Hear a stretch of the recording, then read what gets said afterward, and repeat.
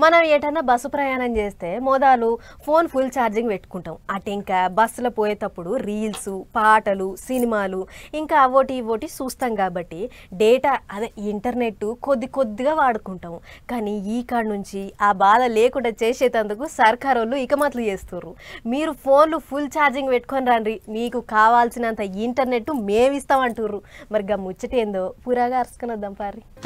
Telangana RTC బస్సులలో ప్రయాణం చేసే ప్రయాణికులారా, ఈ ముచ్చట మీకోసమే. సర్కారోళ్ళు ఆర్టీసీ బస్సులలో వైఫై ఇంటర్నెట్ తీసుకురాబోతుర్రు.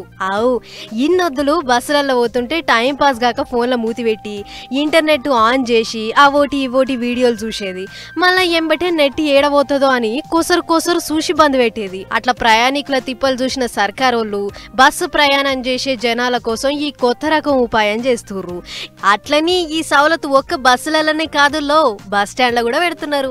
ఇప్పటికే ఇంటర్నెట్ ఇచ్చే ఓ పెద్ద కంపెనీలతోని మాట ముచ్చట కూడా ఒడిచిందట. అంతేకాదు వైఫై పెడితే ఎట్లుంటది ఏం కథ అనే ముచ్చట మీద అధికారులు రవాణా మంత్రి పొన్నం సార్కు మంచి షెడ్యూలు అన్ని కంప్యూటర్లో చూపించిర్రట. గదంతా చూసిన పొన్నం సారు అంత ముద్దుగానే ఉంది కానీయుర్రి అన్నట్లు పచ్చ జెండా ఊపిండట. దీంతోని తెలంగాణలో తిరిగే అన్ని ఆర్టీసీ బస్సులలో వైఫై ఇంటర్నెట్ రాబోతుంది.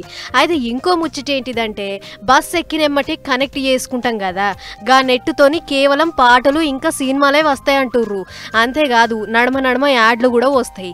గా యాడ్లు చూడంగా వచ్చిన పైకాన్ని ఇటు ఆర్టీసీ వాళ్ళు అటు ఇంటర్నెట్ కంపెనీ వాళ్ళు షెరిసగం పంచుకుంటారట.